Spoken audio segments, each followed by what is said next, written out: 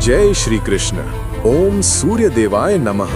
क्या आपने कभी सोचा है, जब ये ब्रह्मांड शून्य था, हर ओर सन्नाटा था, तब ब्रह्मा को ओम मंत्र का दिव्य रहस्य कहां से मिला, जिससे उत्पत्ति हुई सूर्य देव की। कहा जाता है स्वयं भगवान शिव की मौन तपस्या से सृष्टि की पहली ध्वनि ओम प्रकट हुई, जिसे अनहद नाद कहते हैं।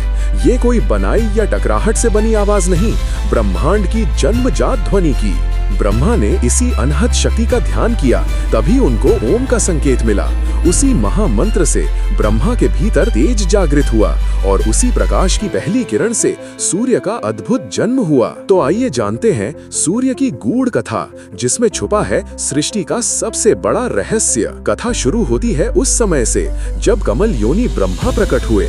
उनके चिंतन से उत्पन्न हुआ दिव्य ओम, और उसी के तेज से ब्रह्मा के 4 मुखों से 4 वेदों का विस्तार हुआ। यही वैदिक तेज रूप आदित्य कहलाया।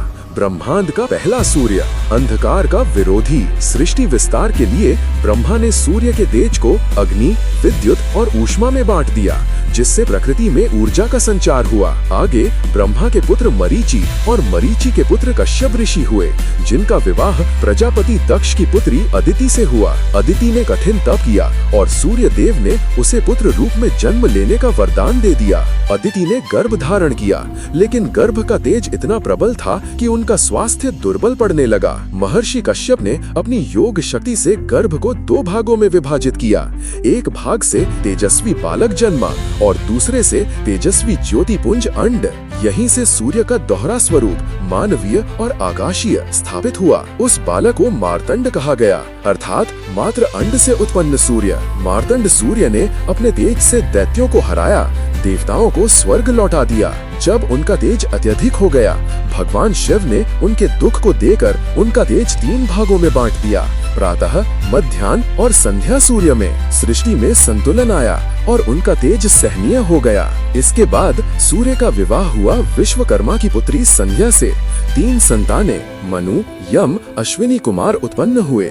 छाया देवी के माध्यम से शनि और सावर्णी मनु का जन्म हुआ। संज्ञा सूर्य का तेज सहन न कर सकी, तो अपनी छाया को सूर्य के पास छोड़ विरक्ति में वन चली गईं। सूर्य के तेज को विश्वकर्मा ने कम किया और उसी से बने देवता के दिव्य अस्त्र, सुदर्शन चक्र, त्रिशूल आदि। उन्हें मिला 7 घोड़ों वाला दिव्य रथ, अरुण उसका सारथी बना।